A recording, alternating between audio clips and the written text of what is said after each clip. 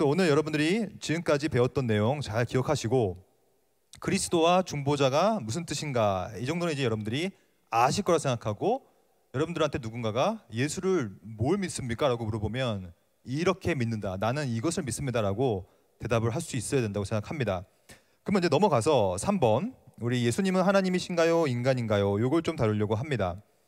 일단 여러분과 저는 쉽게 말하면 되게 보수적인 교회, 보수적인 신앙을 갖고 살아가고 있거든요. 그 말은 그건 뭐냐면 우리는 성경을 읽으면 의심 없이 읽죠. 성경에 만약에 기적이 나타난다고 보십시오. 홍해가 갈라집니다. 막 물이 포도주가 됩니다. 죽은 자가 살아납니다. 그런 걸 봤을 때 여러분과 저는 일말의 의심 없이 그냥 믿잖아요. 안 믿습니까, 여러분? 근데 그것을 믿으려고 노력해서 믿어지는 게 아니거든요. 저는 한 번도 믿으려고 노력해 본 적이 없어요. 왜냐하면 믿음은 에베소서 2장 8절에 의하면 하나님이 주신 선물이에요. 그러니까 하나님이 선물을 주셨기 때문에 그냥 믿어지는 것이지 내가 믿으려고 노력하는 것이 아니거든요. 마찬가지입니다. 예수님이 누구신가에 대해서도 저와 여러분들은 그냥 믿어졌어요. 예수님이 나를 위하여 못 박혀 돌아가셔서 우리를 구원해 주셨다. 그것을 듣고 믿었잖아요. 근데 잘 생각해 보십시오. 여러분들 가운데 예수님께서 십자가에 못 박힌 모습을 본 사람 있습니까? 없습니까? 없어요. 심지어 하나님을 본 적이 있어요? 없어요? 없어요. 하나님을 본 적도 없고 그리스도의 십자가를 본 적도 없고 그리스도가 십자가에서 피를 흘렸다는 사실을 눈으로 본 적도 없지만 우리는 믿잖아요. 그것은 믿음이라는 너무 고귀한 선물을 받았기 때문인데 안타깝게도 신앙 역사 속에서 이러한 선물을 받지 못하고 여전히 의심하는 사람들이 되게 많습니다. 그것을 뭐라고 하냐면 현대신학이라고 불러요. 현대신학을 다른 말로 하면 진보신학이라고 생각하면 돼요. 굉장히 진보적으로 성경을 이해하고 해석하죠. 근데 저는 그것을 완전하게 잘못됐다고 봅니다. 그것은 성경을 잘못되게 보는 해석법이기 때문에 그렇습니다. 그래서 먼저 성경, 특별히 그리스도가 하나님이라는 사실을 부정하는 사람들을 몇 명 소개시켜 드릴게요. 이 사람들은 여전히 활동하고 있으며 이 영향력이 여전히 많이 미치고 있거든요. 첫째, 기본적으로 루돌프 불트만이라는 사람이 있습니다. 신학자인데요. 철학자이기도 합니다. 역사학자이기도 해요. 1976년에 돌아가셨는데 이분이 하신 일이 아주 큰 영향력을 미쳐버렸어요. 교회와 신학계에. 어떻게 미쳤냐면 불트만에 의하면 예수님이 하신 모든 기적과 이적들은 역사적인 사건이 아니라 신화에 불과하다. 쉽게 말하면 그냥 이야기일 뿐이다. 이야기지 무슨 그걸 믿고 있냐. 그러면서 왜 그렇게 생각했냐면 소위 20세기 신학을 뭐라고 부르냐면 실존적 과학적 신학이라고 불러요. 그러니까 과학적인 눈으로 봤을 때 어찌 물이 포도주가 되느냐.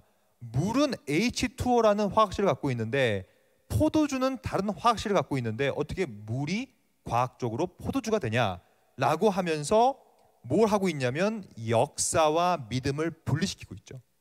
여러분, 제 친구 중에 지금 미국의 유명한 대학에서 물리학 교수를 하는 친구가 있어요. 되게 똑똑한 친구고 고등학교 때부터 엄청 공부를 잘했어요. 뭐 거의 전국 1등 막 이랬는데 제가 이 친구를 전도하려고 엄청 노력을 했었어요.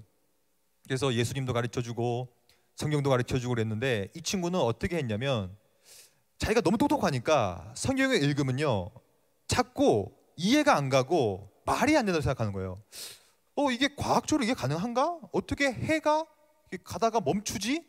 여러분, 해가 멈추면 어떤 일이 벌어지는지 아십니까? 해가 1초라도 멈추면요 이 우주 만물과 세상은 멸망해 버린답니다. 왜냐하면 해가 멈춘다는 것은 자전과 공전이 멈춘다는 뜻인데 멈추는 순간 이 원동력에 의하여 원래 돌아갔잖아요. 지구가 돌아가는 지구가 멈추면요 엄청난 관성에 의하여 모든 바닷물이 모든 육지로 다 엄청난 해일이 불어 터져버린대요.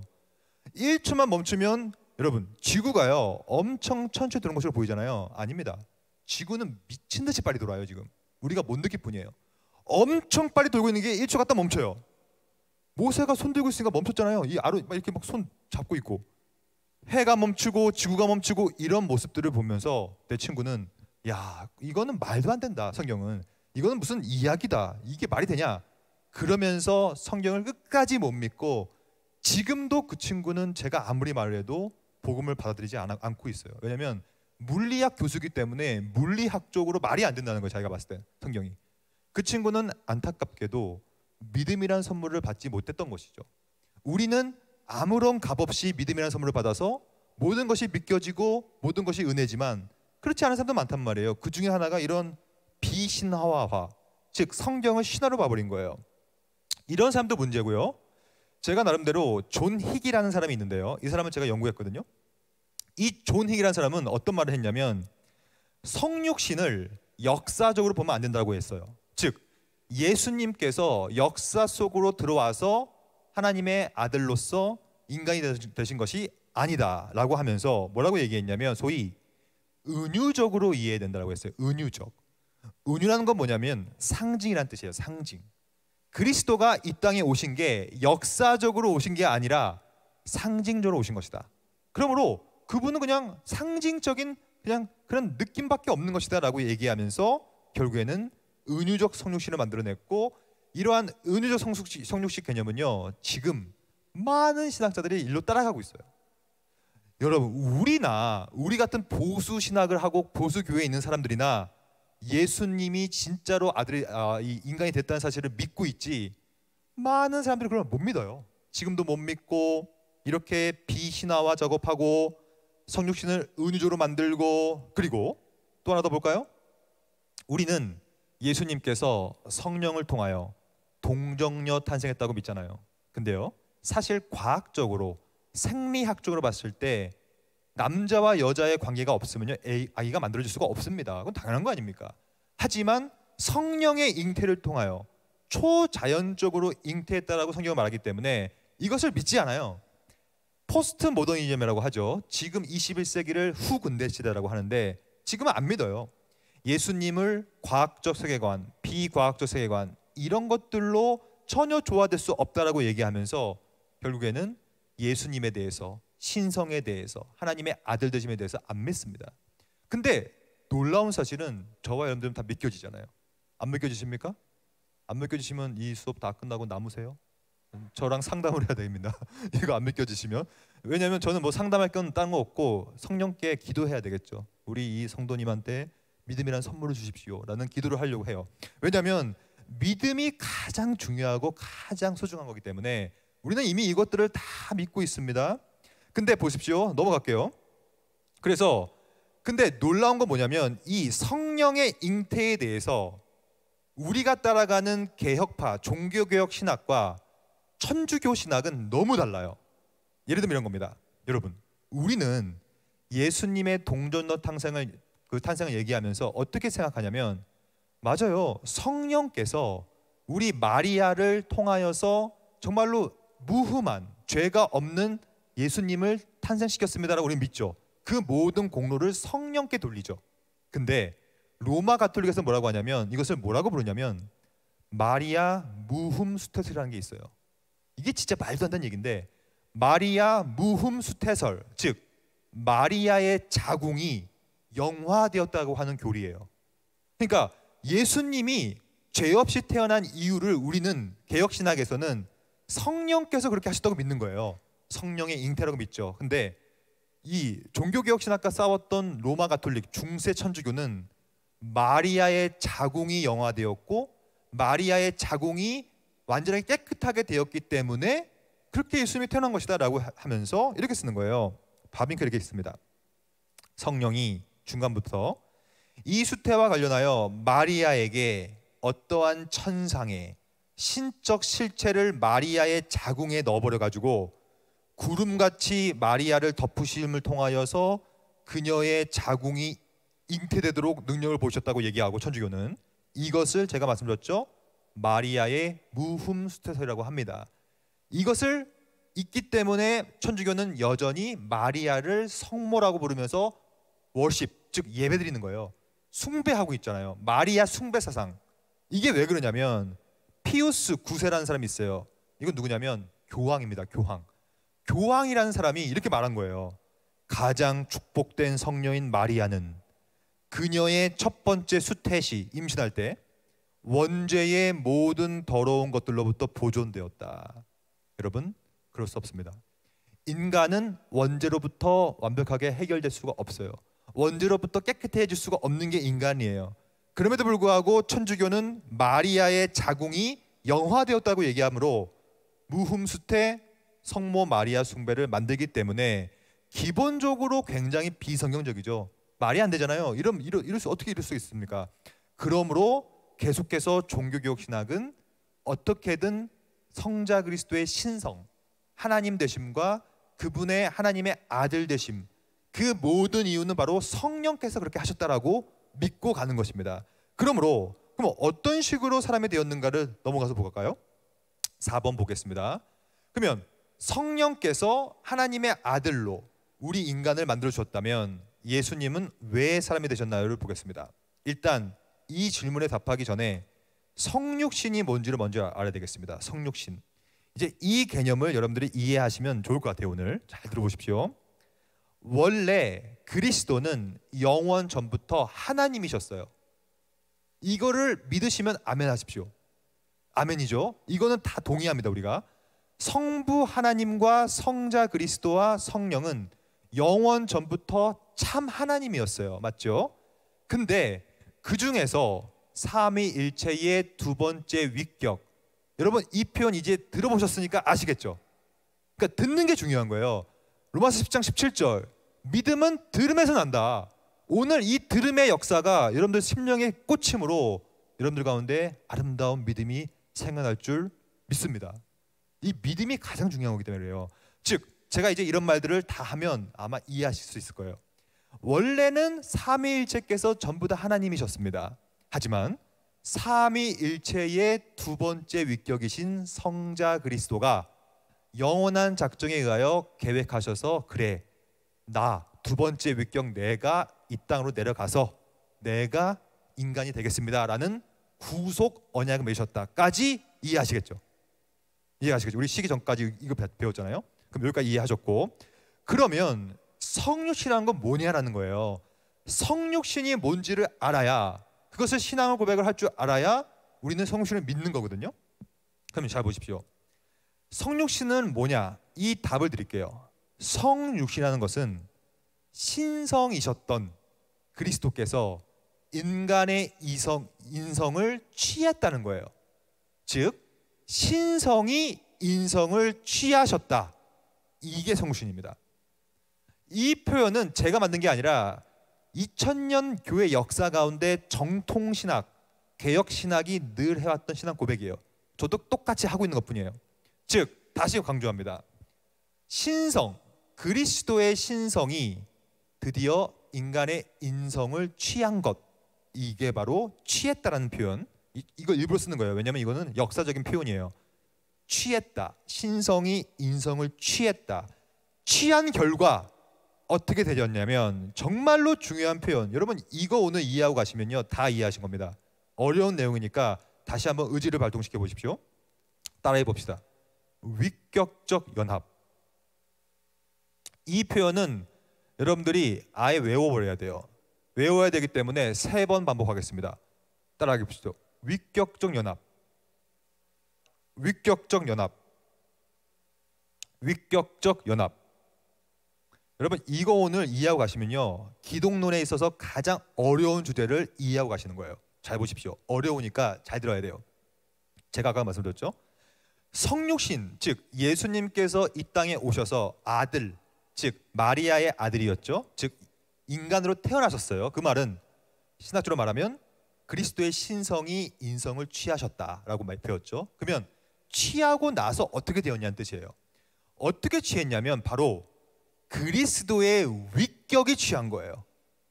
그래서 위격이란 말을 제가 아까 설명드린 거예요. 이만큼 위격이란 말이 중요합니다. 즉 잘 보십시오. 그리스도의 위격이 원래는 신성만 있었다는 얘기예요. 그렇죠? 이 땅에 내려오기 전에는. 근데 신성만 있었던 그 위격이 인성을 취한 거예요. 누가 취했다? 위격이. 그러니까 쉽게 말하면 삼위일체의 두 번째 위격이 원래는 신성만 있었는데 그분이 인성을 취한 거예요. 그것을 뭐라고 하냐면 위격의 연합이다. 신성과 인성이 위격으로 연합된다는 뜻이에요. 이건 너무 중요하고, 여기가 신학교였다면 여러분들은 이걸로 기말고사 문제를 답을 해야 됩니다. 왜냐하면 저는 늘 이걸로 문제를 내니까. 이게 제일 중요하니까. 즉 신성과 인성이 그리스도 안에 두 가지가 어디로 연합되어 있냐면 위격으로 연합돼요. 위격으로. 그래서 위격이란 내용을 이해하지 못하면 이걸 싹 다 이해 못하기 때문에 제가 위격이라는 얘기를 계속 드리는 거예요. 기독론은 그러므로 거의 대부분 위격으로 풀어나갈 수밖에 없는 거예요. 그리스도의 위격이 신성이 있었는데 그분이 인성을 취함으로 응애하고, 여기서 뒤 그림 보면 태어나고 있는 거예요. 그럼 이 그림을 적용시켜 봅시다. 이 그림에 보니까 이제 아기 예수가 저기 있죠. 마국간에. 그럼 이 아기 예수는 원래는 위격의 신성만 있었던 위격이었는데, 그 위격이 인간의 본성을 취함으로 태어났다. 그러므로 잘 보십시오. 이제 좀 어려운 내용을 좀 볼게요. 그래서 바빙크는 이것을, 제가 사용했던 이 모든 내용 이렇게 해석합니다. 그리스도 안에서의 신성과 인성의 연합은, 다른 거 다 보지 마세요. 어려우니까 중간만 보십시오. 결국에는 뭐다? 위격적 연합이다. 이게 핵심이에요. 즉 그리스도가 태어났다는 것을 정확히 고백하려면 그리스도께서 위격적 연합하셨다라고 고백하는 거예요. 그 고백 안에 모든 게 다 들어가 있어요. 어떤 게 들어가 있냐면 삼위일체께서 영원 전부터 죄인을 구원하려고 하셨다. 그것이 언약이었다. 구속 언약이었는데 삼위일체 중에 두 번째 위격이신 성자께서 그것을 감당하시기 위하여 그 하나님이셨던 위격이 인성을 취하셔서 위격적 연합이 상태로 되셨다. 어려우시죠? 이게 처음 들으면 어려운데 여러분들은 이것을 고백해야 합니다. 그래야 정통 기독교인이 되는 것입니다. 이걸 아니면 여러분들 기독론에서 이단이 너무나 많아요. 정말 많아요. 이단은 대표적으로 삼위일체 이단, 기독론 이단, 우리가 밥 먹고 배울 구원론 이단, 그리고 요즘에 되게 많은 종말론 이단. 그래서 저는 이 이단들을 혁파하기 위하여 지금 몸소 뛰고 있어요. 열심을 다해요. 제가 어제도 종말론 이단을 반대하기 위하여 어디 가가지고 컨퍼런스 하고 왔어요. 왜냐하면 많은 사람들이 이렇게 호도당하고, 여러분 잘 보십시오. 정통과 이단을 구별할 수 있는 방법 하나 알려드릴게요. 여러분들이 이단에 빠지면 어떻게 되냐면 가정과 육체가 파괴됩니다. 그게 이단의 습성이에요. 이단은 우리에게 유익을 줄 수가 없어요. 이단의 교리는 우리를 살리지 않아요. 우리의 가정과 우리의 관계와 우리의 육체를 파괴시킵니다.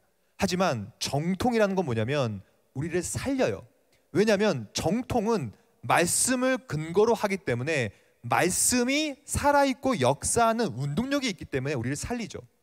그 말씀에 근거한 믿음은 우리를 살리고 우리 가정을 살리고 나를 살리고 교회를 살리게 되어 있습니다. 그러니까 열매로 알리라. 여러분 마태복음 7장에 보면요, 산상수훈 말씀 마지막에 그러므로 열매로 그들을 알리라. 이단과 정통은 열매로 아는 거예요. 여러분들 삶을 보면 알아요. 이 삶이 정통교회로 다니고 있지만 이단적인 사상 갖고 있으면 그 삶은 망가집니다. 열매로 아는 거예요. 열매가 있으면 왜 있습니까? 열매가 괜히 있어요? 뿌리가 든든하니까 있죠. 뿌리가 신학입니다. 그것을 우리가 나중에 배울 건데요, 오늘 밤에 칭의와 성화예요. 결국에는 열매는 성화예요. 삶이에요. 왜 삶이 벌어질 수밖에 없느냐? 칭의, 뿌리가 든든하기 때문이다. 그 뿌리는 말씀이요, 교리입니다. 그러므로 오늘 이러한 내용은요, 여러분들 지금 처음 배웠다면 제가 그게 너무 안타까운 거예요. 이거는 원래부터 교회에서 가르쳐야 되는 거였고, 원래부터 우리가 같이 신앙 고백해 왔어야 됐던 거였거든요. 근데 이게 안 됐기 때문에 이단이 창궐하고 있습니다. 이러면 안 되잖아요. 그러면 이 그리스도의 양성, 즉 신성과 인성이 위격으로 연합한다. 요게 잘못되면 어떻게 되는가? 교회 역사 속에서 수없이 많은 이단들이 있었어요. 대표적인 이단 네스토리우스라는 이단이 있습니다. 네스토리우스의 이단의 가장 핵심은 뭐냐? 그리스도 안에 있는 신성과 인성을 연합시키지 않고, 즉 우리가 배웠던 것처럼 위격으로 연합시키지 않고 분리시켰다는 거예요.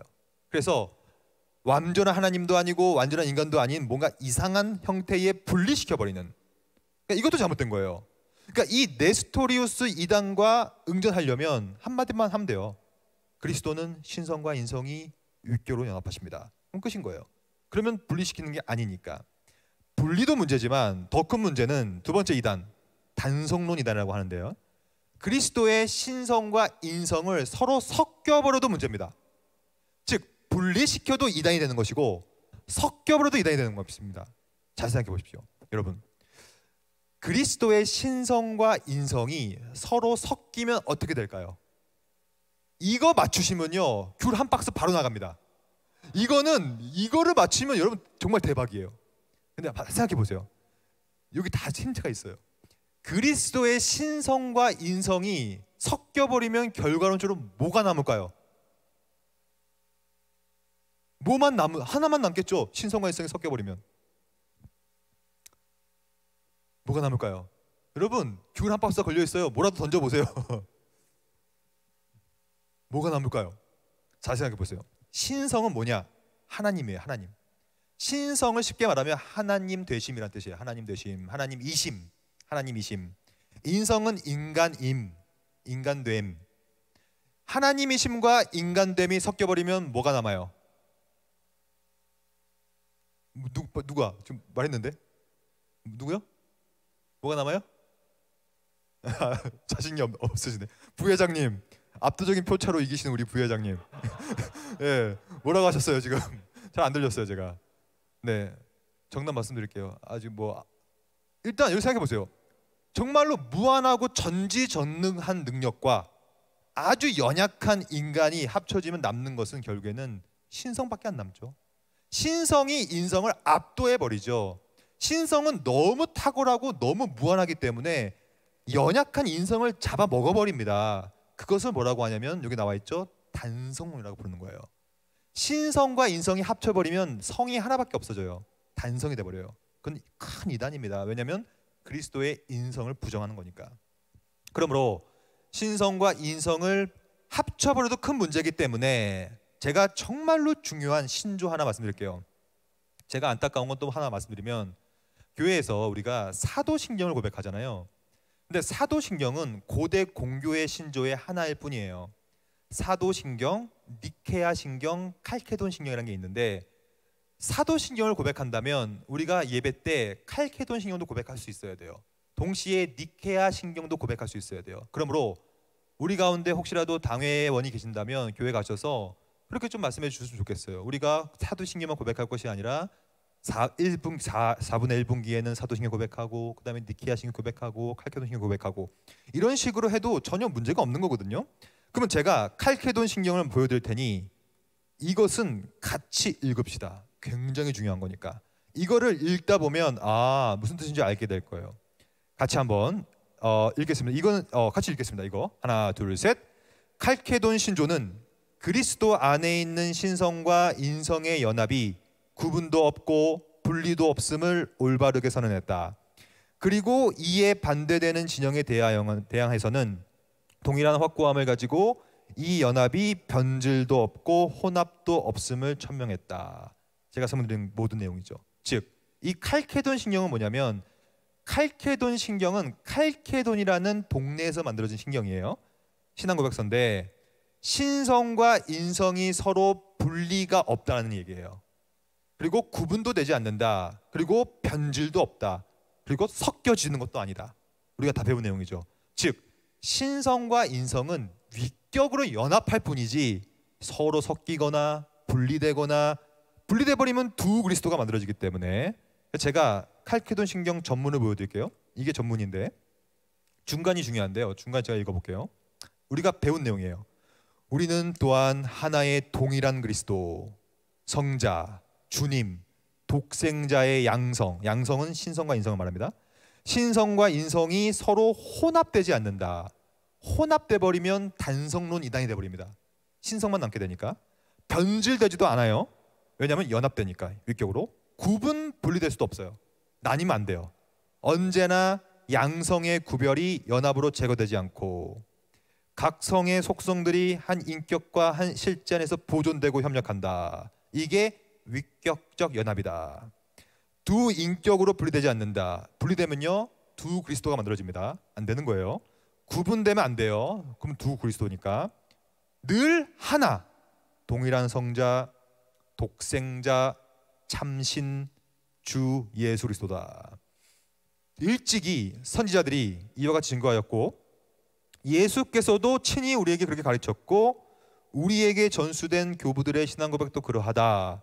그러므로 저와 여러분들도 이렇게 고백을 해야 합니다. 즉 그리스도는 양성이 서로 섞임이 없이 위격으로 연합한다. 따라해 봅시다. 그리스도는 위격으로 연합한다. 우리는 이렇게 고백해야 돼요. 그 말 안에 신성과 인성이 분리되지 않고 구별되지 않고 혼합되지 않고 변질되지 않는다는 말이 다 들어가 있는 것입니다. 그래야 이게 왜 중요하냐면, 우리가 쉬기 전에 독생자가 중보자가 되기 위해서는 뭐가 필요하다고 했죠? 중보자 되는 조건, 그렇죠? 참 신이어야만 하고 참 인간이어야만 하기 때문에 절대로 분리되면 안 된다는 뜻이에요. 언제나 두 본성은, 양성은 위격 안에 있어야 된다는 뜻이다. 그러면 이것을 성경은 뭐라고 얘기하는가 볼까요? 성경은 끊임없이 그리스도의 인성에 대한 말을 합니다. 30일, 40일 밤낮으로 금식하신 후에 줄이신지라, 배고팠다는 얘기죠. 그러니까 예수님이 참 인간이었기 때문에 배고픈 거예요. 예수님도 얼마나 배고프시겠어요. 금식을 하셨는데. 그리고 이 아기는 우리 예수님의 어린 시절, 예수님께서 완전한 인간이었기 때문에 자랐고 강하여졌고 그런 말이 나오죠. 실제로 이미 이루어진 줄 아시고 이르시되 내가 목마르다. 그러니까 실제로 참 인간이었기 때문에 목마름을 느낀 거거든요. 심지어 너무 피곤하실 때는요, 주무시기도 하죠. 바다에 큰 놀이 일어나면 배가 물결에 덮이게 되었고 예수께서는 주무시느니라. 요한복음 4장 6절, 피곤하시죠. 여러분 이때 당시에는 뭐가 없었어요. 맨날 걸어 다니셨어요. 걸어 다니시는데 샌들 같은 가죽끈으로 된 샌들, 되게 이 발가락이 아팠다고 합니다. 그걸 갖고 맨날 걸어 다니시니까 얼마나 피곤하시겠어요. 왜냐하면 참 인간이었기 때문에 피곤함을 느끼는 거거든요. 실제로 땀도 흘리시고요.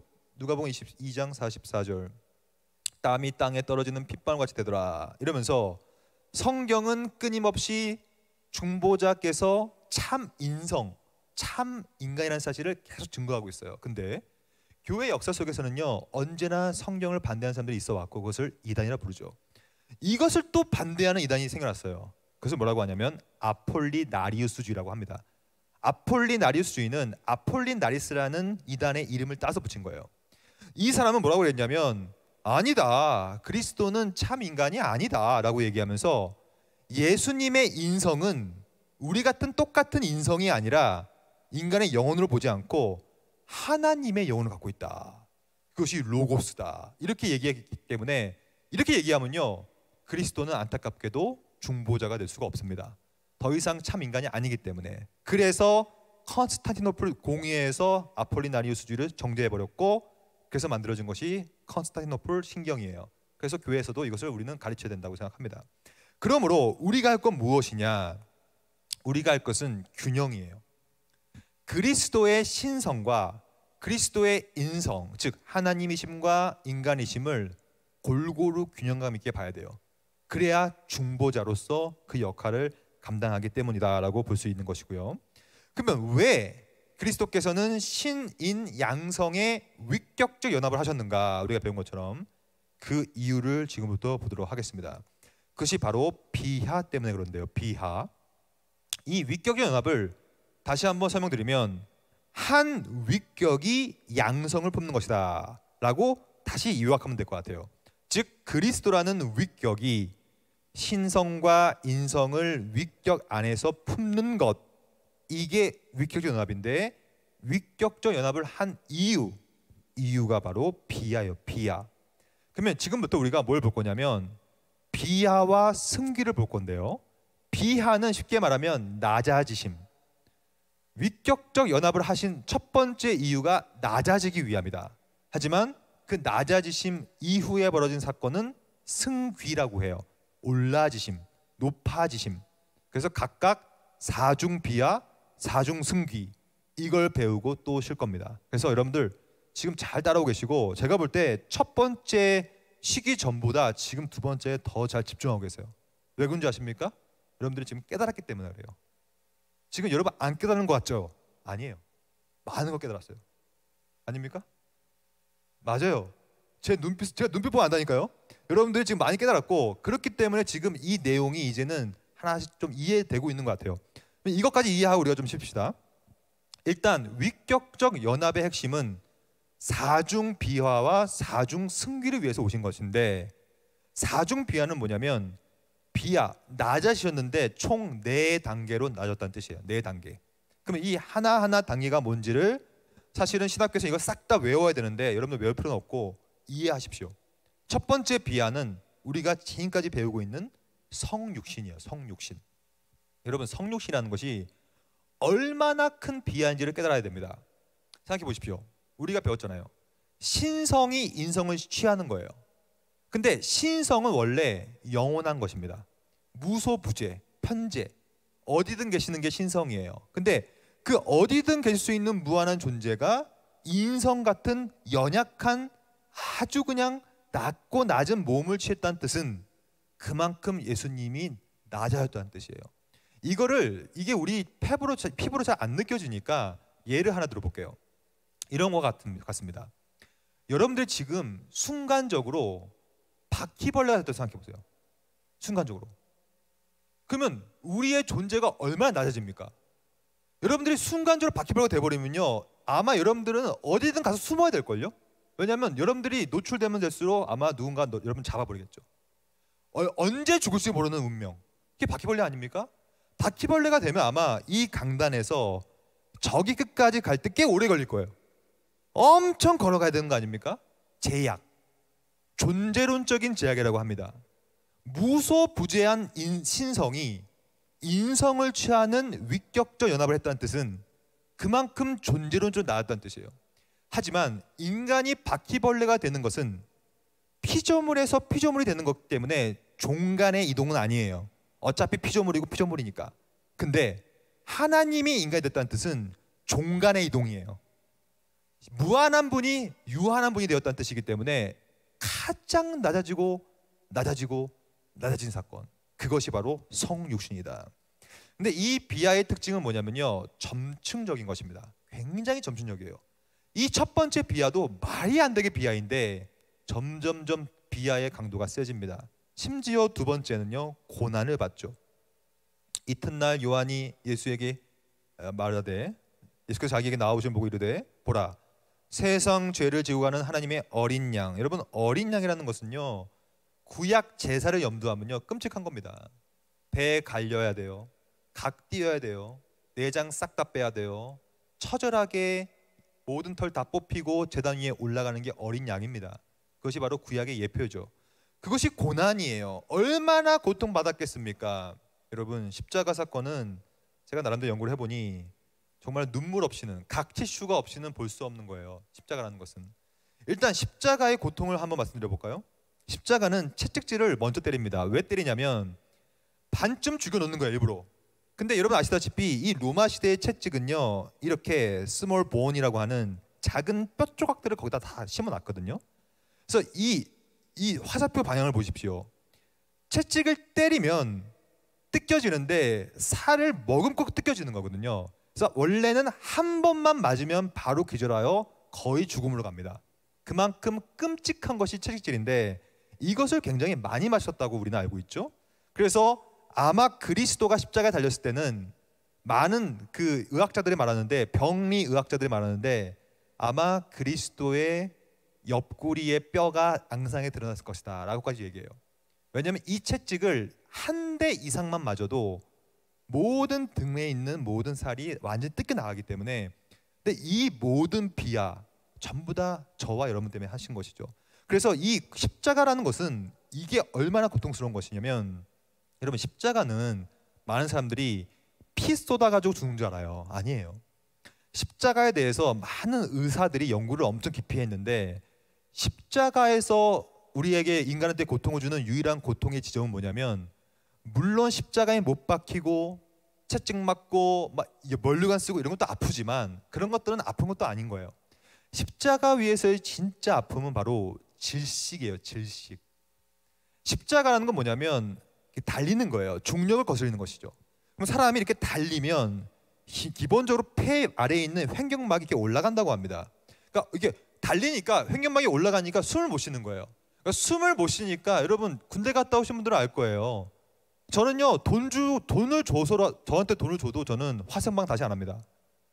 화생방 생각만 해도 끔찍해요. 왜냐하면 화생방이 끔찍한 이유는요 숨을 못 쉬니까 끔찍한 거예요. 막 미치겠더라고 숨을 못 쉬니까. 이 숨을 못 쉰다는 것은요 너무 고통스러운 거거든요. 그래서 이렇게 달리면 횡격막이 올라가니까 폐를 찔리기 때문에 숨을 못 쉬니까 온갖 고통에도 불구하고 숨을 쉬게 다시 올라가는 거예요 몸을. 그럼 몸을 일으킬 때 여기 박힌 이 못자국 이 못이 신경막을 건드리기 때문에 숨을 쉬기 위해 올라갈 때 온몸에 치명적인 고통이 오는 거예요. 올라가니까. 그래서 올라가서 조금 숨 쉬고 너무 고통스러우니까 다시 내려오는데 근데 좀만 내려오면 또 숨을 못 쉬니까 계속 오르락 내리락. 근데 건강할수록 이게 오르락 오래 할 수 있는 거죠. 그래서 어떤 건강한 사람들은요 30일 동안 매달려 있다고 하잖아요. 얼마나 고통스럽습니까? 일부러 극한의 고통을 주는 거거든요. 계속 예수님은 그나마 금방 돌아가셨죠. 연약하신 분이었으니까. 올라가다 내려갔다 숨 쉬었다 멈췄다 이러면서 점점점 하면서 결국에는 십자가에서 죽는 궁극적인 사인은 질식사예요. 질식사. 그만큼 숨을 못 쉬는 고통을 거기 안에서 경험하시는 것인데 이건 제 말이 아니라 의학 저널에 나와 있습니다.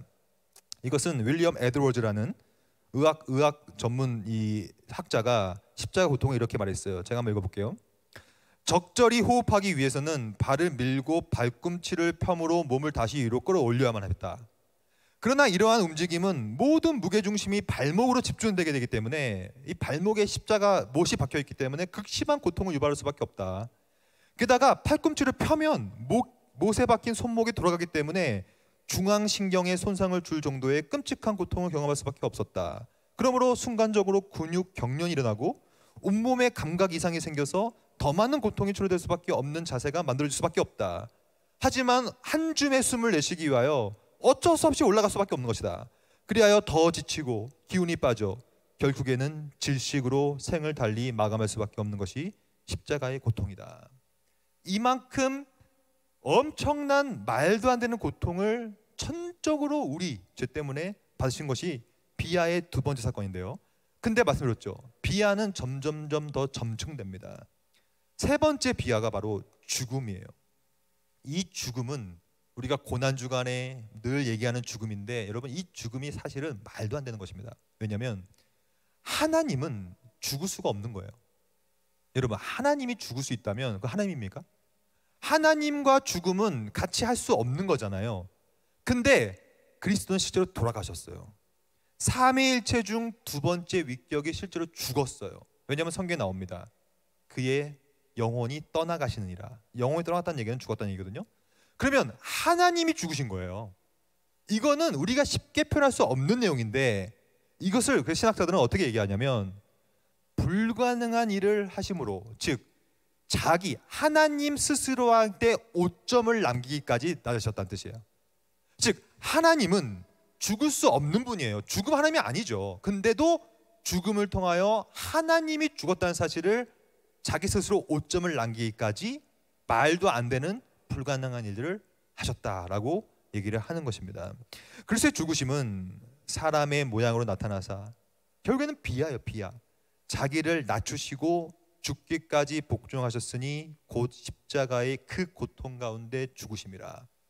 근데 이 점층법은 여기서 끝나지 않습니다. 비아는 언제나 사중 비아예요. 마지막 비아. 이것이 끔찍한 것인데 어디로 들어가시냐면 네 번째, 장사되어 무덤에 들어가십니다. 이건 뭐냐면 무덤에 들어간다는 얘기는 죽음의 권세 아래 거한다는 뜻이에요. 어찌 감히 하나님이 죽음의 권세 아래 거할 수 있으리요. 하지만 그분은 하신 거예요. 죽음의 권세 아래 거하서 요셉이 시체를 가져다가 죽었다는 얘기예요. 시체라는 뜻은. 왜냐하면 이것 좀 이따 볼 거지만 예수님께서 실제로 죽지 않았다는 이단들이 있었어요. 그런 가연설 다 잘못된 것인데, 하지만 성경은 말합니다. 시체라는 말을 쓰므로 그리스도께서 실제로 죽으셨다는 말인데, 죽으셔서 깨끗한 세마포로 싸서 바위 속에 판 자기 새 무덤에 넣어두고 큰 돌을 굴려 무덤 속에 들어가니라고 하면서 결국에는 장사되어 무덤, 죽음의 권세로 들어가는 비하까지도 경험하십니다. 그러니까 이 비하는 진짜 제가 이렇게 빨리빨리 넘어가지 못할 정도로 너무나도 충격적인 비하 사건이고 낮아진 사건이고, 그래서 그리스도를 가리켜 겸손의 왕이란 말을 쓰고 있는 것입니다. 그래서 왜 성경은 교만은 패망의 선봉이라는 말을 쓰냐면, 그리스도를 닮아가는 기독교인 여러분과 저들, 그리스도인들은 그리스도의 겸손한 모습을 따라가야 되는데, 그래서 교만은 싹쓸 공간이 없는 거예요, 우리 가운데. 그러므로 이 비하 사건은 기본적으로 왜 하셨는가? 우리가 쉬기 전에 배웠던 내용, 구약의 언약을 성취하기 위해서 그렇게 하신 거예요. 딴 이유가 없습니다. 이분의 관심은 구약에서 언약해온 바, 예언한 바, 중보자직에 대한 언약을 성취하기 위하여 그대로 십자가 위에서 모든 일을 하신 것이죠. 왜냐하면 레위기에 보면 죄를 지은 사람은 반드시 짐승을 죽여야 되고 짐승의 피를 흘려야만 하며 짐승의 고통 가운데 죽어가야 되는 거거든요. 그러면 제가 이 구약과 신약의 속죄를 좀 비교해 보겠습니다. 구약은 여기 나와 있죠. 제단이란 게 있었어요. 제단. 이 구약의 제단은 4개의 뿔이 있었습니다. 제사장은 반드시 동물을 죽여요. 그 동물은 죄가 전가된 동물이었죠. 그 동물의 피를 이 제단 뿔에다가 발랐습니다. 발랐어요. 4개를 바르고 그 위에 짐승을 올려놓고 짐승의 각을 떴죠. 각을 떴다는 얘기는 손과 발을 다 자르고 내장을 걷어내고 온몸에다가 싹 다 깨끗하게 만든 다음에 올렸다는 뜻이에요. 그리하여 거기서 불을 피우고 하나님께 흠양하여 올려드린 것인데, 이 똑같은 사건이 십자가에서 그대로 성취되죠. 십자가가 왜 십자가냐면 사각이 있기 때문에 그래요. 즉 구약의 제단이 4가지 뿔이 있는 것처럼 십자가도 4개 뿔이 있는 것이죠. 그 4개 뿔에 그리스도의 피에 십자가의 피가 싹 다 흘렀고, 그리고 그리스도의 손과 발에 못이 박힌 이유는 다 구약 제사를 본뜬 거거든요. 그 짐승의 손과 발이 잘린 거와 똑같은 예표적 형태를 가지게 되는 것이고, 결국에는 이 제단 위에 올라간 분이 하나님의 어린 양으로서 올라가서 그 위에서 희생 제단을 성취하신 것이거든요. 이거를 바빙컨은 이렇게 얘기합니다. 신약 성경에 따르면 그리스도는 구약 성경의 율법과 예언자들을 그들의 희생 제사, 이게 구약의 희생 제사를 신약의 십자가로 성취한 사건이다. 함께 성취하신다. 그리스도 안에서 하나님의 모든 약속은 예와 아멘이 된다. 예언자로서 가난한 자들에게 좋은 소식을 선포하시고, 여러분 이 시간에 혹시라도 여러분들 가운데 아직 예수를 믿지 않는 분이 있다면, 여러분 이런 거 다 뭐라도 상관없어요. 그리스도가 나 대신에 죽었다는 사실을 받아들이시기 바랍니다. 그것을 믿으시기 바랍니다. 그것을 믿어야 그것이 뭐냐? 여러분들한테 좋은 소식이 되는 거예요. 여기 나와 있어요. 예언자로서 가난한 자들에게 좋은 소식을 선포하시고, 저는 오늘 그리스도가 누군지를 알려드리고 있어요. 이것이 우리에게 가장 소중한 좋은 소식입니다. 원래 저와 여러분들이 이 제단 위에 올라가야 돼요. 원래 저와 여러분들이 온몸에 채찍을 맞아야만 합니다. 원래 죄인은 그렇게 형벌을 받는 것이 율법에 나와 있는 거예요. 우리의 손과 발에 각의 띠임을 당해야 돼요. 원래 우리의 손과 발에 십자가가 이 네일이 박혀야 되는 것입니다. 원래 우리가 피를 쏟고 우리가 죽어야 되는 거예요. 하지만 우리 태어나기도 전에, 영원 전에 우리를 선택하신 거예요. 그리하여 그리스도께서 구속 언약을 맺으신 거예요. 그래서 중보자가 되셔서 참 인간이 되셔서, 즉 위격이 인성과 신성을 함께 양성을 품음을 통하여서 우리 대신에 여기에 올라가신 겁니다. 원래 우리가 올라가야 되는데 이거만큼 좋은 소식이 어디 있습니까? 우리가 할 것은 이것을 듣고 또 듣고 또 듣고 믿는 것. 하지만 진짜 믿음이라면 그리스도께서 뭘 하셨다는 사실을 알아야 믿을 거 아닙니까? 왜 갈구하지 않습니까? 하나님에 대한 지식은 우리가 간구해야 되고 갈구해야 되며, 그래서 호세아 선지자는 말합니다. 힘써 여호와를 알라. 우리는 여호와를 알아야 되는데 그 여호와가 하시는 일 중에 가장 소중한 일이 바로 이 소식이에요. 좋은 소식을 선포하시고 참된 언약, 이게 다 연결되어 있는 것입니다. 우리가 처음에, 제가 이거 강의를 그냥 하는 게 아니라 다 기획해서 여러분 계획적으로 하고 있는 거예요. 처음에 제가 언약을 말했잖아요. 왜냐? 이 모든 것은 약속이요 언약이에요. 참된 언약이죠. 이 참된 언약의 희생 제물, 하나님의 어린 양, 제물로 올라간 그 어린 양이 십자가에서 죽기까지 순종하심으로 세상의 죄를 짊어지신다. 이것이 복음이에요. 복음을 믿는다는 것은 결국에는 오늘 우리가 배우고 있는 이 내용을 알고 믿는다는 뜻이에요.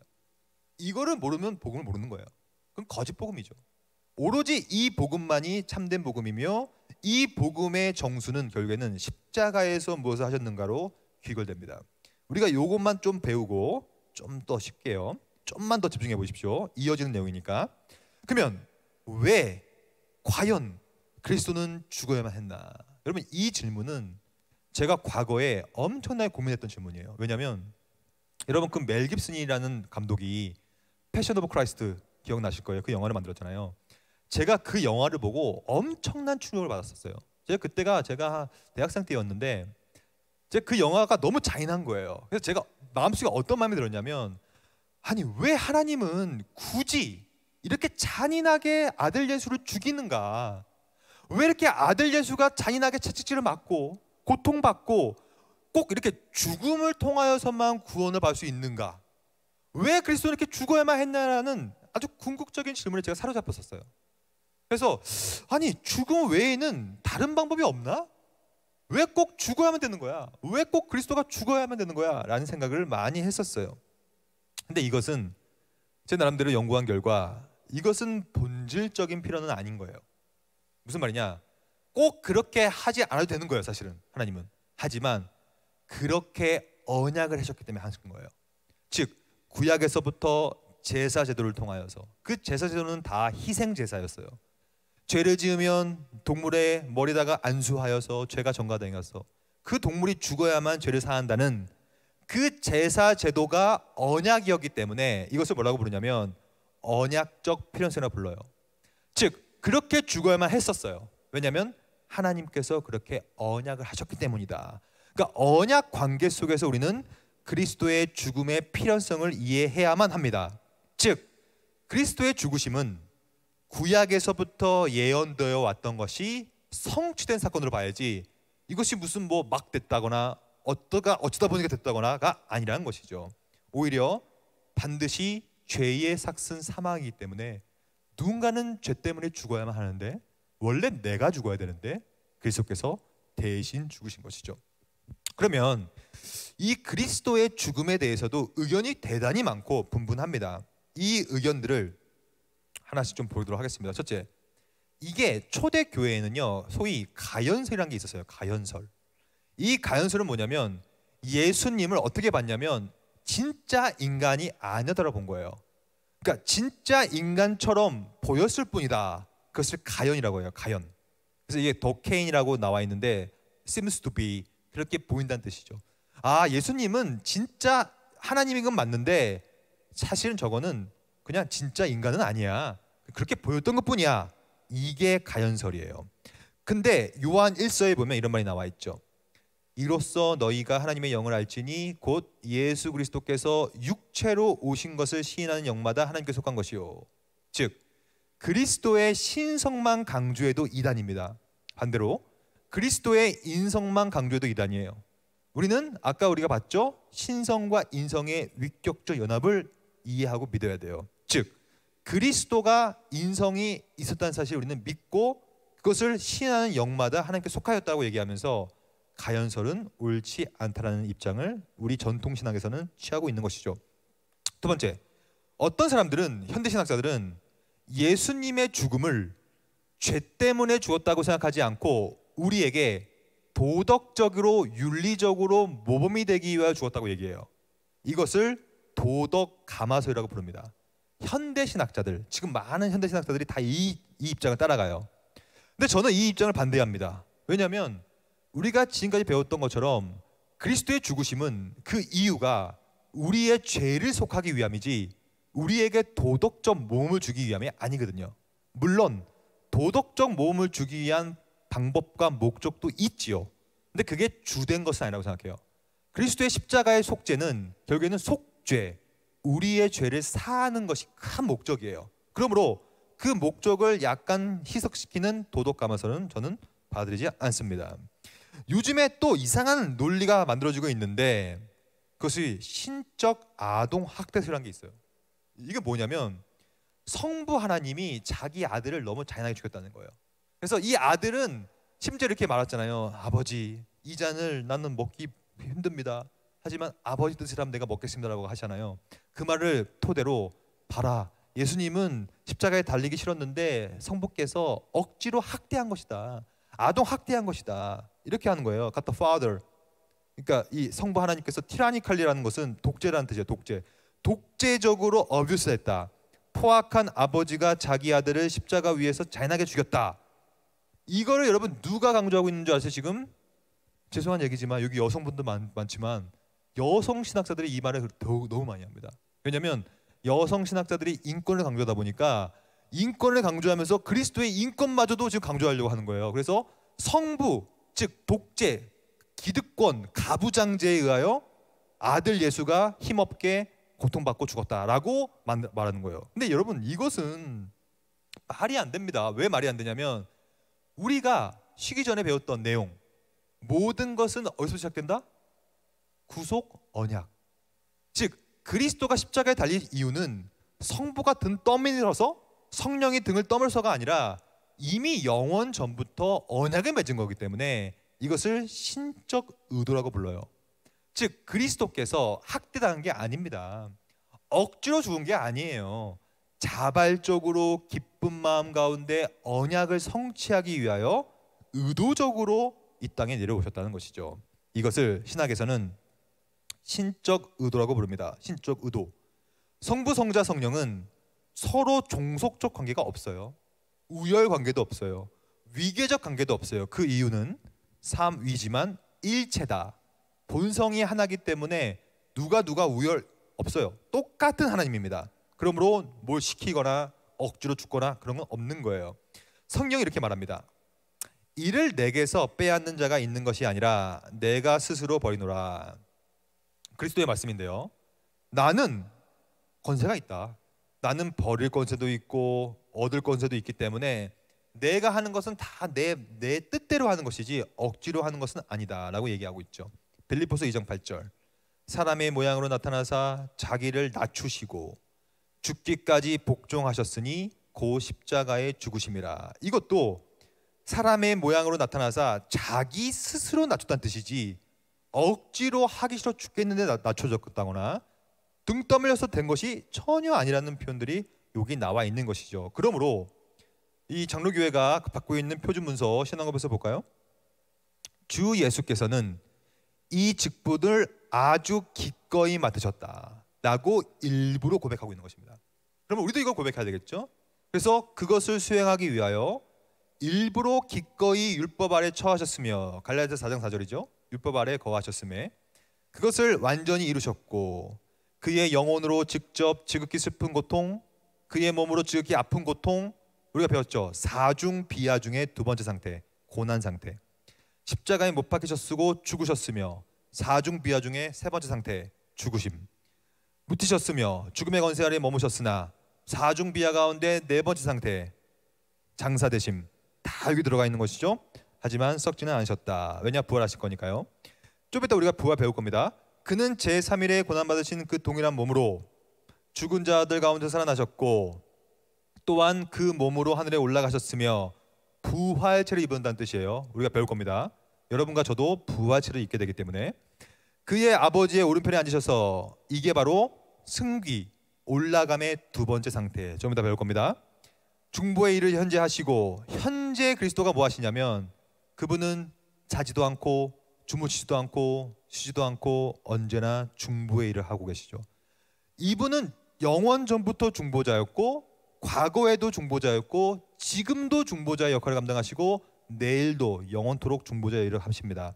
그래서 우리는 기도할 때 In the name of the Lord, 즉 그리스도의 이름으로 기도하는 것이죠. 중보의 일을 하시기 때문에 마지막 세상 끝날에 사람들과 순사들을 심판하기 위해 돌아오실 것이다. 재림. 이것을 그리스도의 네 번째 승귀 상태라고 불러요. 이건 우리가 좀 더 배울 거니까 그래서 이 신앙 고백서 안에 우리가 지금까지 배웠던 모든 내용들이 함축적으로 묘사되어 있고, 결국에는 우리가 예수님의 무엇을 믿으십니까? 라고 물어볼 때는 이걸 얘기해야죠. 그러므로 정리해 볼까요? 예수님을 믿는다는 것은 예수님이 중보자 되심을 믿는 것이고, 두 번째, 그분의 상태, 그분은 위격적 연합 상태로 있다는 사실을 믿는 것이고, 세 번째, 그분은 나를 위해 사중배를 하셨다라는 것까지 믿는 거예요. 현재까지의 논의에 의하면. 맞죠? 이 네 가지를 알아야 믿는 것이지, 이걸로 몰랐는데 믿었다고 하는 것은 죄송한 얘기지만 거짓 믿음입니다. 몰랐다는 것은 믿음이 아니기 때문에 그렇습니다. 그러므로 개혁파 신학자들은 잉태부터 죽음까지 그리스도의 전체 삶, 사역을 본질적으로 대속적인 것, 나의 죄를 위하여 대신 죽으신 거란 뜻이에요. 대신 죽으심으로 또 나오죠. 아동 학대가 한 게 아니라 전적으로 자발적인 자기 부인, 자기를 부인한 거예요. 새로운 인류의 머리로서 성복에 들어진 제물, 희생 제사의 성취, 그것이 성복과 그리스도께 맡기시고 그리스도가 죽음으로 끝마치신 유일한 사역이다라고 하면서 바빙크는 그리스도의 죽음을 가장 건전하게 이해하고 있는 것입니다. 그러면 요즘에는 어떤 말을 하고 있는가, 죽음에 대해서. 요즘에는요, 신학계에서 인류학이 신학계를 강타했어요. 그래서 인류학적으로 또 그리스도의 죽음을 바라보기 시작했어요. 잘못된 관점인데, 어떻게 바라보냐면 그리스도는 희생자로서 희생자 메커니즘 내에서 죽은 것이다. 무슨 말이냐면, 쉽게 말하면 마녀 사냥 당한 것이다 라고 하는 거예요. 마녀 사냥 아시잖아요. 중세에 어떤 한 여인을 마녀 사냥해가지고 희생자로 만들어서 죽여버리는 거거든요. 왜 죽이냐면, 전쟁이 벌어지면, 경제가 안 좋아지면, 물가가 올라가면요, 그 한 희생자를 만들어가지고 걔를 죽이고 나서 모든 것을 편하게 만드는 거거든요. 그게 희생자 메커니즘이라고 하는 르네 지레르라는 인류학자가 만든 이론인데, 이 이론에 근거하여 그리스도의 죽음을 바라본 사람이 있어요. 저는 이것도 옳지 않다라고 생각해요. 물론 뭐 그런 것도 좀 있을 수 있겠죠. 하지만 그리스도의 죽음의 아주 중요한 이유는 결국에는 속죄예요. 속죄. 우리가 좀 이따 배울 겁니다. 속죄에 대해서. 속죄를 위하여 돌아가신 거기 때문에 그것이 유일한 가장 중요한 이유이기 때문에 신학적으로. 그러므로 속죄를 위하여 자기를 부인한 그리스도. 그래서 저는 이 말씀을 정말로 매일매일 묵상하거든요. 이에 예수께서 제자들에게 이르시되 누구든지 나를 따라오려거든 자기를 부인하고 십자가를 지고 나를 따를 것이니라. 그리스도가 가장 자기를 부인한 자예요. 하나님이셨는데 그것을 저버리고 인간이 되셨기 때문에. 그리스도인이라면, 저와 여러분들 그리스도인 아닙니까? 우리가 할 것은 뭐냐면 자기를 부인하는 거예요. 여러분, 이게 전부예요. 하루하루 살면서 어떻게 나를 부인할까? 어떻게 나를 내려놓을까? 왜 교회가 망가지는 줄 아십니까? 다 자기가 왕이 되려고 합니다. 다 자기만 잘났다는 거예요. 내 말만 따르자는 얘기예요. 그거는 그리스도인이 아니에요. 그리스도는 전적으로 자기를 부인했어요. 자기를 부인하고 자기 십자가를 지는 것, 그게 우리가 배운 성육신이요, 십자가 사역이요, 고난이요, 비하입니다. 우리가 할 것은 결국에는 자기 부인이죠. 저도 이게 참 부족해서 매일매일 고민하고 있거든요. 어떻게 자기를 부인할 것인가. 이 중간부터 볼까요? 그러나 자기를 부인하는 것이 자기를 학대하는 말은 아닙니다. 자기를 파괴하는 말도 아니에요. 스스로의 양심을 마비하거나 인격을 소멸하는 것이 아니라, 자기 부인은 스스로를 구원하고 영생을 누리고 잃어버린 모든 것을 되찾는 길이에요. 여러분들이 일이 잘 안 풀리고 신앙생활을 열심히 하려고 해도 잘 안 되고, 여기 찬양팀 계신데 찬양 사역을 열심히 하고자 함에도 잘 안 되고, 모든 것이 잘 안 풀리는 이유가 뭔지 아십니까? 결국에는 많은 것들이 다 죄 때문인데, 죄라는 것을 한마디로 말하면 자기 부인을 하지 않는 게 죄예요. 죄는 창세기 3장에 들어온 내용을 잘 살펴보면요, 사탄이 속삭입니다. 너 그거 먹으면 하나님처럼 눈이 밝아질 거야. 그래서 인간은 하나님 될 수 없는데 하나님이 되고 싶은 거거든요. 교만한 마음이거든요. 자기를 부인하지 않는 거거든요. 그게 죄의 시작이에요. 우리 삶이 잘 안 되는 것은 전부 다 죄 때문에 그렇습니다. 죄의 본질은 자기를 부인하지 않음이에요. 어떻게 하면 자기를 부인할 것인가를 고민하는 것. 그게 그리스도인의 삶이죠. 왜냐하면 이런 말이 나와 있어요. 누가복음에 보면 그리스도가 이러한 고난을 받고, 그러니까 고난이 없으면 영광에 들어갈 수 없습니다. 이런 고난을 받고 자기를 부인했기 때문에 자기의 영광, 우리가 이제 볼 승귀, 높아지심의 영광에 들어갈 수가 있다는 얘기이기 때문에 똑같습니다. 우리도 영광에 들어갈 겁니다. 나중에. 오늘 우리가 종말론은 다루지 않겠지만 종말은 영광스러운 것이에요. 우리가 부활체를 입게 되고 영광스러운 형체로 우리가 변화되는 거기 때문에 영광을 받기 위해서는요, 먼저 할 것은 고난을 받는 거예요. 그 고난은 뭐 다른 고난이 아니라 자기를 부인하는 게 고난입니다. 자기를 부인하는 삶이 고난 그 자체예요. 이게 너무 어렵습니다. 인간은요, 하루하루 자기를 높이려고 하죠. 자기 이름을 드러내려고 하죠. 그러니까 진짜 고난은요, 어떻게든 자기를 낮추는 거예요. 그것이 진짜 고난이고 그것이 자기 부인이요, 그것이 성화입니다. 우리가 좀 이따 성화 배울 거 아닙니까? 밤에. 그리스도의 죽음은 그러므로 언약적 필연성이기 때문에 그리스도는 그의 속죄 사역에 대해서 여러 가지 관점들이 있어요. 제가 이런 내용들은 전문적인 내용이라 빨리빨리 넘어갈게요. 어려울 수 있으니까. 여기는 그리스도가 왜 죽으셨는가, 이거에 대해서 크게 세 가지의 모델이 있습니다. 이걸 좀 설명드리고 마칠 건데요. 첫째, 중세 시대. 중세는 언제나 만족설이라는 얘기를 했어요. 만족설. 즉 그리스도가 죽으신 이유는 그리스도가 죽으심을 통하여서 성부 하나님께서 그것을 보시고 만족하시는 것이다. 드디어 공의가 세워졌구나. 이 구조를 볼까요? 첫째, 인간의 죄가 하나님의 분노를 샀다. 왜냐하면 하나님이 제일 싫어하는 건 죄거든요. 그래서 하나님께서 죄 때문에 분노하시는 거예요. 근데 어떠한 인간도 하나님의 분노를 잠재울 수 없죠. 왜냐하면 그 분노는 무한한 분노이기 때문에. 그러므로 누가 오셔야 되냐면 그리스도가 와야 됩니다. 왜냐하면 이분은 하나님이기 때문에 무한한 분노를 잠재울 수가 있어요. 4번, 그리스도의 속죄 사역으로 인해 하나님의 분노가 잠재워졌고 마침내 하나님의 공의가 만족되었다. 이게 안셀림이라는 신학자가 만든 만족설입니다. 만족설. 그리스도를 통하여, 그리스도의 죽음을 통하여 성부 하나님이 공의가 만족되었다. 개혁신학에서는 이 이론을 일정 부분 받아들입니다. 어느 정도까지는 맞는 말이기 때문에 그렇습니다. 하지만 정통 개혁파 신학에서는 언제나 형벌 대속설을 받아요. 이게 우리가 받고 있는 속죄 이론입니다. 이게 뭔지를 볼까요? 기본 구조를 보겠습니다. 죄인들은 자신의 죄의 문제를 해결해야만 합니다. 우리의 죄에 대한 책임에 대해서는 누군가 형벌을 받아야 돼요. 법치 국가는 죄를 지은 자가 죄에 대한 책임을 져야 되죠. 근데 우리는 그것을 다 못 지고 있으니 예수께서 죄를 대신 지시는 거예요. 4번, 죄인 대신에 그리스도가 십자가에서 형벌을 당하시는 거예요. 대신 형벌 받는다. 그래서 형벌 대속이란 말 쓰는 거예요. 5째, 그리스도의 속죄 사역을 통해 하나님의 공의가 세워지고 죄인들의 죄책의 빚은 탕감된다. 이게 성경이 말하고 있는, 또한 개혁주의가 말하고 있는 속죄론의 핵심이에요. 그리스도께서 나 대신에 형벌 받으시고 그리스도께서 나 대신에 속죄 사역을 감당하셨다. 형벌 대속설. 위대한 선생님이셨던 존 칼빈, 들어봤을 거예요. 존 칼빈 선생님이 이 입장을 취하고 있기 때문에 우리도 기본적으로 이 입장을 취하죠. 근데 제가 아까 말씀드렸던 도덕 모범설이라는 것도 있습니다. 그리스도의 속죄 죽음이 우리에게 도덕을 모범을 주는 것이다. 근데 이것은 옳지 않아요. 물론 십자가의 사역이 우리한테 도덕을, 윤리를 줄 수 있어요. 근데 그게 주된 사역의 이유는 아니라고 생각해요.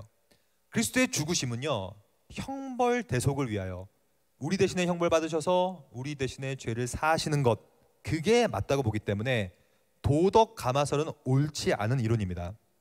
전통적으로 또 어떤 말을 하고 있냐면 몸값 이론이라는 게 있어요. 이건 뭐냐면 초대교회에서 만들어진 것인데, 죄인들은 사탄이 우리를 잡아놓은 거예요. 노예 상태로. 그래서 우리가 사탄의 노예가 돼버린 것이죠. 근데 예수님께서 자기 목숨을 몸값으로 제시했다는 거예요. 그래서 사탄아, 내 몸값을 너한테 줄 테니 죄인의 노예들을 풀어줘라. 이것을 몸값 이론이라고 합니다. 근데 이 몸값 이론은 성경적인 용례도 있지만 제가 볼 때는 약간 신학적으로 문제가 있는데, 왜 그러냐면 이거는 너무 사탄이 갑이고 그리스도가 을이 돼버립니다. 이게 저는 문제라고 생각해요. 그러니까 마치 예수님께서 굽신굽신 되는 거예요. 사탄 앞에서 굽신굽신 되면서 내 몸값 내가 내밀 테니까 좀 죄인 좀 풀어주세요. 이런 내용이기 때문에 저는 그리스도의 절대 주권에 의하여 이 이론은 옳지 않다라고 저는 생각합니다. 그러면 또 다른 이론이 하나 있는데 전통적인 입장, 그게 바로 승리자 그리스도론인데요. 이것도 초대 교회에서 많이 벌어졌던 내용인데요. 이건 뭐냐면 그리스도께서 십자가 위에서 사탄과 싸워가지고 이겨 승리자가 되셨다라는 뜻이에요. 그래서 이것을 승리자 그리스도론이라고 합니다. 근데 저는 이 입장도 비판해요. 왜냐하면 이 입장은 마치 하나님, 즉 그리스도와 사탄이 1대1 동등한 차원에서 겨뤄가지고 전쟁하는 것처럼 느껴져요. 근데 그렇지 않거든요. 우리가 사탄에 대해서 정확히 알아야 되는데, 여러분, 사탄은 전지전능한 존재가 아니에요. 사탄은 어디서부터 왔냐면 타락한 천사들로부터 왔습니다. 즉 사탄은 하나님이 아니라, 하나님적인 존재가 아니라 피조물의 타락한 천사의 한 모습일 뿐이에요. 그러므로 사탄은 전능하지 않죠. 전지하지 않죠. 아무것도 제대로 하는 게 없어요. 사탄은. 오히려 사탄이 하는 것은 두 가지죠. 첫째, 속이는 것. 그래서 성경에 보면 사탄을 얘기할 때 속이는 자라는 말이 나와요. 사탄은 별 능력이 없기 때문에 하는 거는 사기밖에 없어. 사기. 맨날 사기치고 속이고, 처음부터 어떻게 속였냐면, 야 그거 먹으면 하나님 같아질 거야 라고 사기쳐버리잖아요. 할 줄 쓰는 게 없으니까 사기치는 거거든요. 그게 사탄이에요. 사탄은요, 그러므로 두렵고 우리가 떨려 할 존재가 아닌 것입니다. 제 첫 딸이 지금 초등학교 5학년인데 걔는 5학년인데도 아직도 사탄은 무서워해요. 그래서 제가 그 아이는 밤에 잘 때 아빠 무서워요. 왜 무서워? 사탄이 올 것 같아요. 그럼 제가 어떻게 합니까? 바로 대적기도 해버립니다. 왜냐하면 애야, 사탄은 무서워할 게 아니야. 사탄은 피조물의 하나야. 어차피 운명은 정해져 있어. 주님이 오시면 무정으로 들어갈 존재야. 근데 왜 무서워하니? 사탄은 대적해야 될 존재야. 대적해야지 왜 두렵고 떨려 합니까? 여러분, 사탄이 무섭습니까? 사탄은 전혀 무서운 존재가 아니에요. 사탄은 하나님과 1대1로 겨룰 상대도 안 됩니다. 욥기를 보십시오. 사탄은 기껏해야 하나님 앞에 가가지고 허락 맡아요. 내가 욥 좀 아프게 되겠습니까? 이렇게 허락 맡는 존재예요. 하나님의 허락 없이는 사탄은 아무것도 할 수 없는 존재예요. 근데 왜 사탄을 무서워합니까? 이 이론의 문제는 그러므로 사탄과 하나님, 사탄과 그리스도가 마치 1대1로 막 싸워가지고 막 이겼다, 막 이렇게 느껴지기 때문에 저는 그래서 개인적으로 할리우드 영화가 아주 큰 문제가 있다고 봐요. 할리우드 영화를 보면요, 절대악, 절대선, 이 두 가지가 싸우잖아요. 그러한 이분법은요, 초대교회 영지주의의 이분법입니다. 그런 건 없는 거예요. 어찌 감히 절대악이 있겠어요? 절대선, 하나님만 계신 것입니다. 절대, 하나님과 대적할 수 있는 절대악이 세상에 어디 있습니까? 그런 건 없는 겁니다. 그러므로 승리자 그리스도로는 기본적인 개념은 성경에 근거합니다. 왜냐하면 악한 세력과 싸우는 것이 바로 그리스도니까. 그럼에도 불구하고 마치 여기처럼 사탄과 예수님께서 1대1로 이렇게 딱 힘을 겨룬다, 이런 느낌은 아니기 때문에 제가 짧게 봤지만 만족설, 형벌 대속설, 도덕 모범설, 몸값설, 승리자 그리스도설, 이 모든 내용들 중에서 어떤 것이 다 가장 성경적으로 건전한 걸 우리가 봐야 되겠죠. 그래서 우리가 하나 뽑아가 우리의 이론으로 삼아야 되지 않겠습니까? 근데 성경은 모든 얘기를 다 합니다. 일단 몸값 이론에 대한 얘기도 해요. 인자가 온 것은 섬김을 받으려 함이 아니라 섬기려 하는 것인데, 자기의 목숨을 많은 사람의 대속물, 이 대속물이 다르게 번역하면 몸값이거든요. 그러니까 몸값으로 준다는 말이 나오기 때문에 몸값 이론도 어느 정도 성경적 근거는 있다라고 생각하고요. 죽음을 통하여 세력을 잡은 자 마귀를 멸하신다라는 얘기가 나오기 때문에 승리자 그리스도론도 여기 일부 포함되는 것이고요. 그리스도 예수 안에 있는 속량, 화목, 제물, 이건 다 어떠한 형벌 대속의 혹은 만족의 개념들이 많이 있기 때문에 다 어느 정도 승리적인 입장을 취하고 있다는 것은 분명합니다. 하지만 이사야서 같은 데 보면요, 완벽하게 형벌 대속을 말하고 있죠. 징벌을 받아 하나님께 맞고 고난을 당하고 우리 모든 죄악을 그에게 담당시켰다라고 얘기하면서 형벌을 받아서 죄악을 사한다는 개념이 형벌 대속설이 말하고 있는 것이죠. 이를 위하여 너희가 부르심을 받았으니 그리스도도 너희를 위하여 고난을 받으사 너희에게 본을 끼쳐. 그러므로 도덕 가마설도 말하고 있는 것처럼 보여요. 본을 끼쳐가지고 그 자취를 우리가 따라가야 되기 때문에 모범적으로. 그러니까 도덕 모범설도 어찌 보면 또 맞는 것 같습니다. 요한 1서 2장 6절 그의 안에 산다고 하는 자는 그가 행하시는 대로 자기도 행할지니라. 역시 도덕 모범설 같지요. 그리스도께서 행하시는 그대로 우리도 행해야 된다. 그러므로 결론 지어보면 성경은 몸값, 승리자 그리스도, 만족, 형벌 대속, 도덕 모범을 다 얘기하고 있는 건 맞아요. 하지만 성경의 신구약 전체의 구조를 보고 내용을 다 파악했을 때 제 판단은 그래도 가장 설득력 있는, 가장 어울리는 속죄론, 성경적으로 어울리는 속죄론은 형벌 대속이 더 어울리지 않을까 생각이 듭니다. 그러므로 개혁파 신학자들은 대부분 형벌 대속설을 따라가죠. 그리스도께서 우리 대신에 십자가 위에서 형벌당하시고 우리 죄를 위하여 피를 흘리셨다. 그것이 하나님의 어린 양 희생 제사의 성취였다 라고 보기 때문에 형벌 대속설을 우리는 기본적인 입장을 따라가게 되는 것입니다. 오케이, 쉬겠습니다.